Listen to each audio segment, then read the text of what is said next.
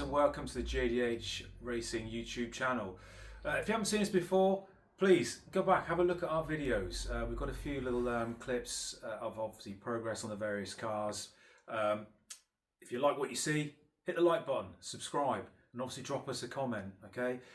Just to recap on a few bits and pieces we've done previously then, we've got Daniel's truck, which is the Chevy S10, known as the Identity Crisis. And again, like I say, if you haven't seen it, go back, have a look at the video and the updates. That is massively coming on, and we'll look to drop another video hopefully very soon. We've also got the Crest Air, which is a Vauxhall Cresta PA, and again that's made good progress in the background. We've got pretty much a full chassis built on that, but we're pausing bits and pieces because the main focus at the moment is on Identity Crisis to get it ready for Street Weekend 2025, because she is in and she will be there sporting quite a fruity little package compared to the other ones. So like I say, go back, have a look, and follow our little journey. But today what we're going to do then is we're going to have a quick look at the Mode Pre. I know one or two people have made some comments before and said, what is happening with the Mode Pre?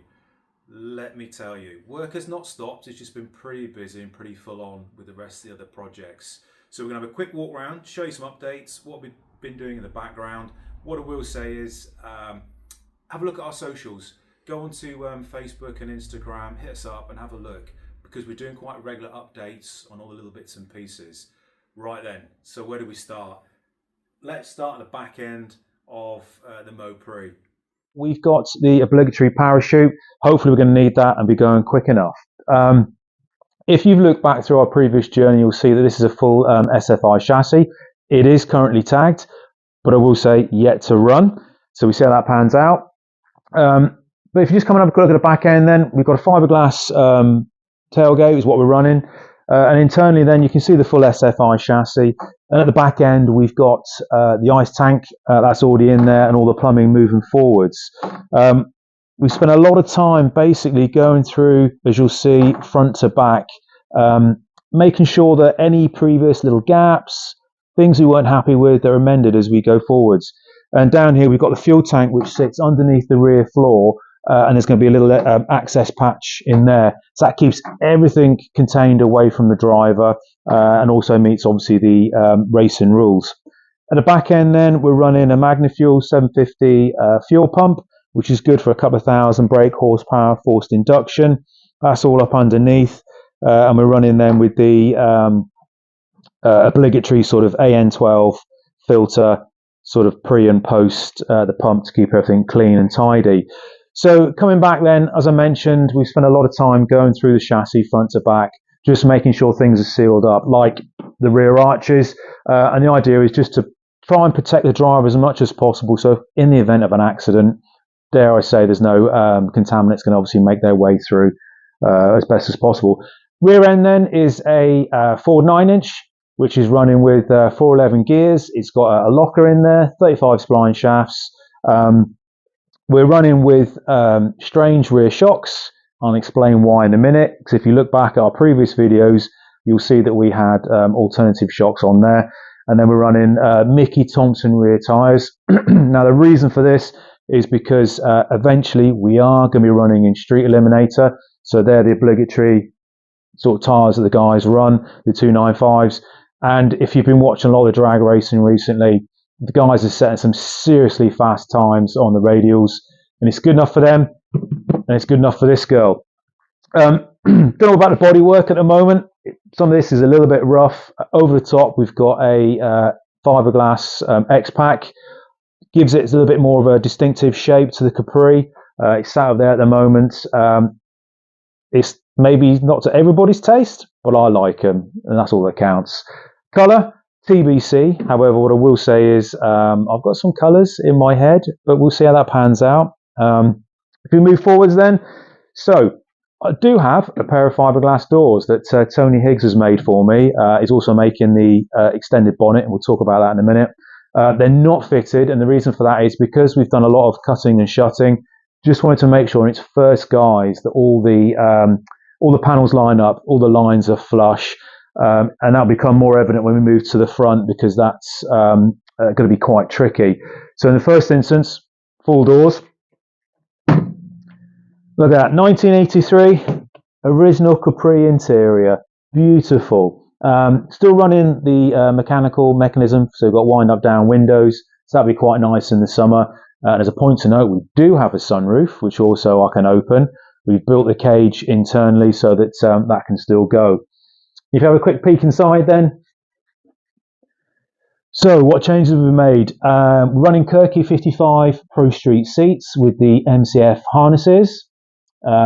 If you see from our previous videos, we've got the sort of trans tunnel goes over the prop shaft.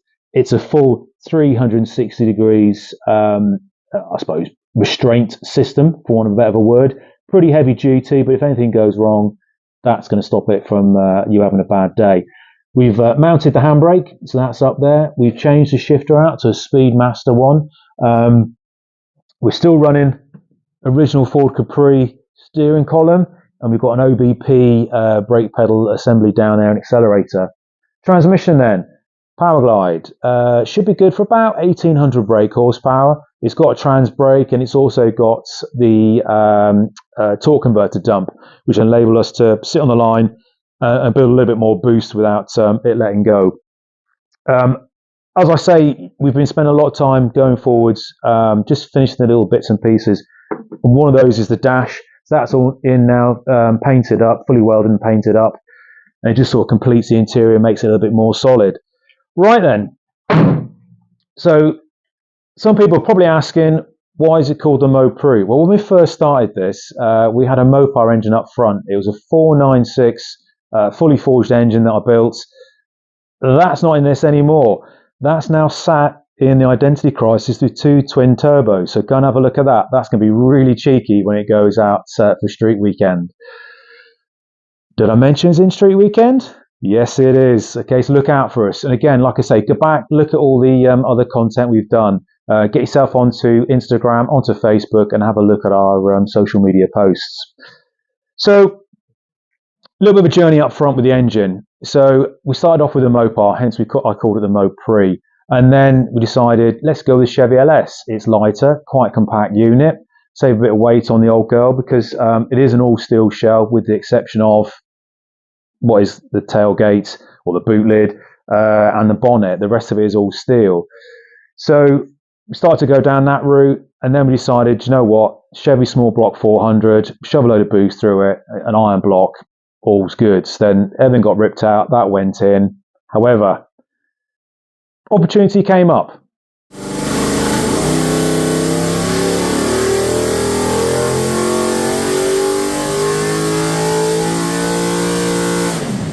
Is this the man, the legend, John Sleeth, basically put an engine for sale, and I thought, you know what, it'd be too good an opportunity to pass up. 25 psi of boost capable, ready LS engine, and here it is. Without further ado, the new power plant for the Mopri. So as you can probably see, if you go back from our previous videos, a significant amount of work has gone on up the front end. We'd already previously extended it by 8 inches to basically give us enough room to put the turbos wherever we wanted, run any sort of engine configuration that we wanted. And this is what we're going to settle on. So we've got the engine in, it's already been dynoed, it's high 400 brake horsepower naturally aspirated, but it's going to be circa 1200 on boost. We're running 2 Borg-Warner S475 turbos. As you can probably see, the headers have still yet to be made. We're just starting to mock those up now, but we've done the cold side. We've got the charge cooler mounted in place. And we're going to run, well, as you can see, we're running the 2 blow-off valves at the front. There'll be a wastegate on each side. And most of the plumbing for the engine's been done. So we've got the ancillaries on. I'm just waiting for a drive belt for the front end. But we've got the fuel system plumbed in. We've got the oil breather sort of catch system down over there. And I made a little bit of a purchase. I'm not saying there's anything wrong with the standard LS oil filter, but I've seen these in action. And the Clearview system gives you really good early warnings of if something's going to go wrong.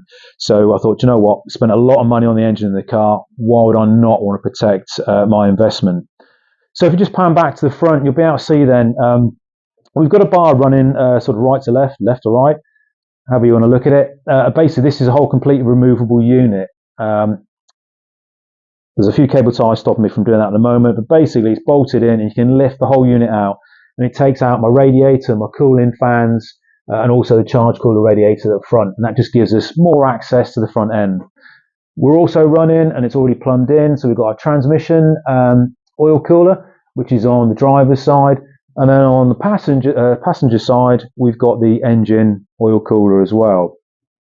Right, I said about the back end, obviously we're running strain shocks, and the reason we changed the shocks out is because I've got my hands on these, a pair of strange front struts.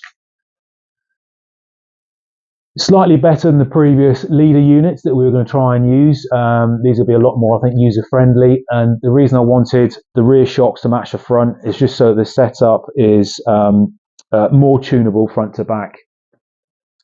Right, moving down the side then, if you want to just have a quick peek in there, we'll just look at the passenger side. What I will do is just pull the seat out. You can see the full cage, the parachute handle up there. Behind the passenger seat, what we've done is we've mounted the battery there. Appreciate it might not be to everybody's taste, but the reason I've done that is because I want to offset a bit of my lardy backside that's going to sit on that side with the battery here and some of the electricals and the fire system. Appreciate obviously a lot of American drag cars, the left-hand drive, and the driver sits on the left-hand side, so it offsets the rotation of the engine on launch. So many people have had questions about, is this really still a Capri? And I think that just be the final nail in the coffin if we move the steering assembly onto the left-hand side or on the right-hand side. So we're just going to leave that as it is. The other thing I've added is a PDM down the bottom here. Didn't really want to run with a conventional fuse box, and this obviously gives us the ability to power our, I'd say, external stuff that we need to run other than the engine. And it's got its own protection system in, and I've got a CAN bus switch panel just up here. So the plan is to run all the lighting and sort of all the ancillary equipment from this, and then the fuel tech itself will have its own switch panel to control the engine functions there. As you can see, we've got the charge cooling piping running through, that goes up through the bulkhead. So it's all starting to come on. So thank you for watching. Please like, subscribe, drop us a comment. And if you see us out in the pits, please come say hi. Thanks so much, guys.